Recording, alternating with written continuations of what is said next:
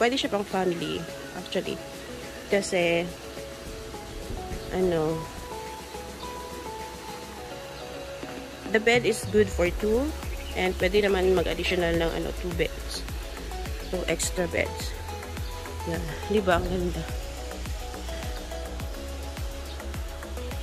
Yan.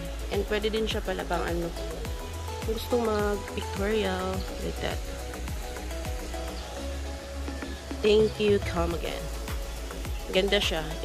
Instagramable din siya. Yan. May bridge din sila dyan.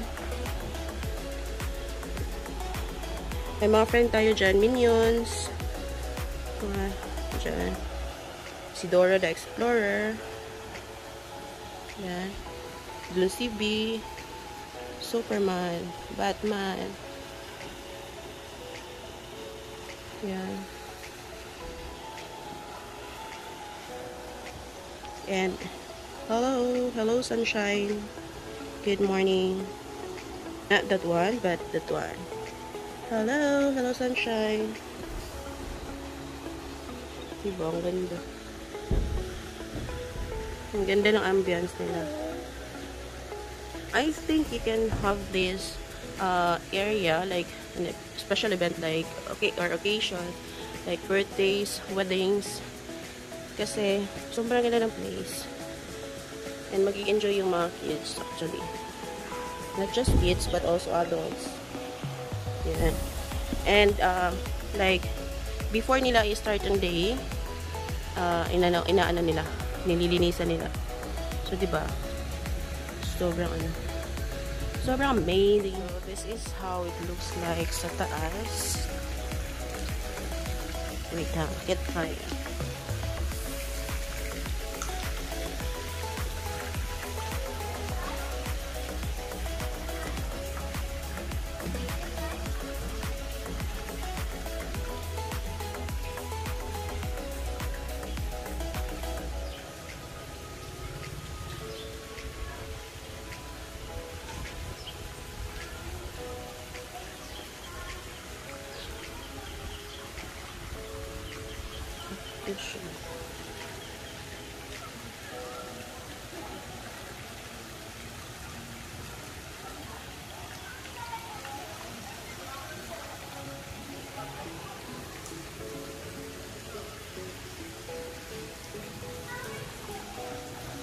Yan, ganyan siya.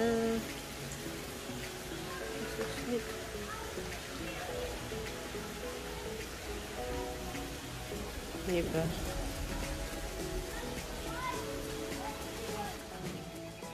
So, sa mga around Davao del Norte lang, pwede nyo i-rent itong place, siguro. And I will just leave their Facebook page sa aking description box para at least you can inquire sa mga nila mga offer nila, diba? So safety din sa mga kids kasi kumbaga natatanaw lang sila, charot.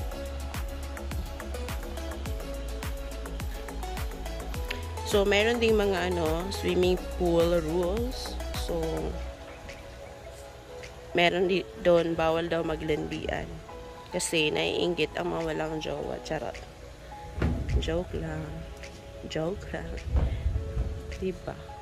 So, amazing. At saka ang even though siya, may mga anong tawag doon? Yung sa Bisaya pa siya lumot something, pero hindi siya slippery. Diba? So, I think it's well maintained. Charot.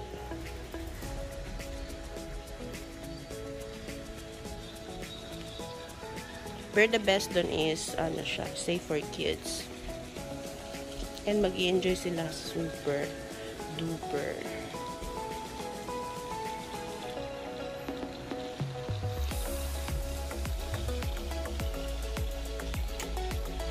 Diba? Ang bridge, pwede pang photoshoot. Sa mga mahilig dyan sa mga selfie-selfie, etc., diba? And, photoshoot with a friend, yes.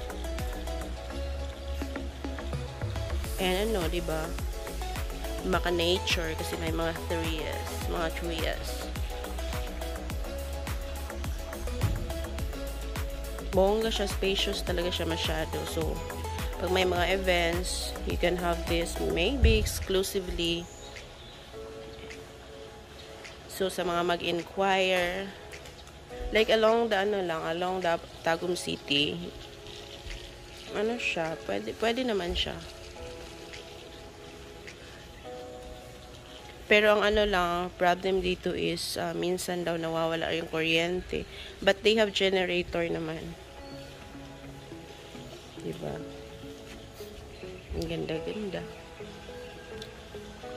Alam mo yung feeling na sobrang nung pag-enter mo pa lang ng resort is napakagaan na. Diba? May mga ganong feeling.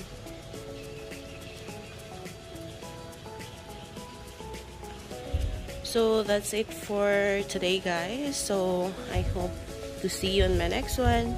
Bye-bye. Thank you so much for watching, guys. Love you.